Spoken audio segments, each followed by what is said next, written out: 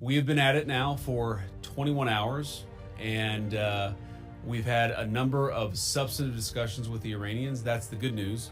The bad news is that we have not reached an agreement, and I think that's bad news for Iran much more than it's bad news for the United States of America. So, মার্কিন রাজনীতিতে নতুন করে উত্তাপ ছড়িয়েছে vice president JD ভ্যান্সকে ঘিরে।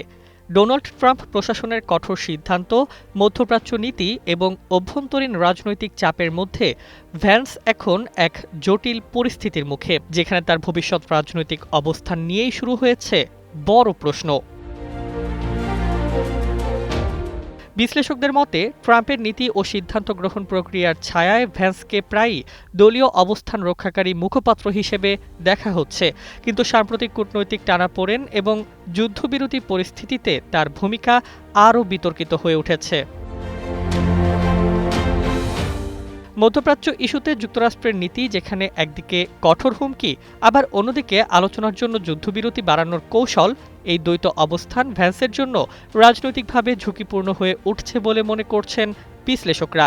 কিছু সিদ্ধান্তে তাকে প্রকাশ্যে ট্রাম্পের অবস্থান সমর্থন করতে দেখা গেলেও ভেতরে ভেতরে তিনি এক ধরনের চাপের মধ্যে আছেন বলে রাজনৈতিক মহলে আলোচনা চলছে।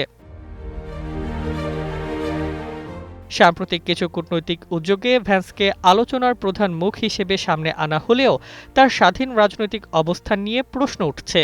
আন্তর্জাতিক বিশ্লেষকদের মতে ট্রাম্পের ঘনিষ্ঠ বলয়ের মধ্যে থেকেও নিজের আলাদা অবস্থান তৈরি করা তার জন্য ক্রমেই কঠিন হয়ে পড়ছে। এই পরিস্থিতিতে রাজনৈতিক মহলে গুঞ্জন, ভ্যান্স কি ভবিষ্যতে নিজের অবস্থান রক্ষার জন্য ট্রাম্পের নীতির বিরুদ্ধে অবস্থান নিতে বাধ্য হবেন, নাকি তিনি পুরোপুরি ট্রাম্পের ছায়াতেই নিজের রাজনৈতিক ভবিষ্যৎ নির্ধারণ করবেন?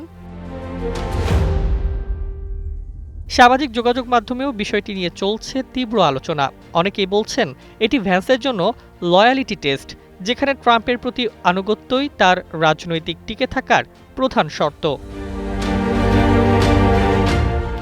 বিশ্লেষকদের মতে যদি পরিস্থিতি আরও জটিল হয় তাহলে ভ্যান্সের সামনে দুটি পথই খোলা থাকবে, একদিকে পূর্ণ আনুগত্য, অন্যদিকে নীরব বিদ্রোহ, আর এই সিদ্ধান্তই নির্ধারণ করতে পারে তার ভবিষ্যৎ রাজনৈতিক জীবন। সব মিলিয়ে ট্রাম্পের ছায়ায় জেডি ভ্যান্স এখন এক ধরনের রাজনৈতিক সংকটে, যেখানে বিদ্রোহ নাকি আনুগত্য, এই প্রশ্নই হয়ে উঠেছে সবচেয়ে বড় চ্যালেঞ্জ।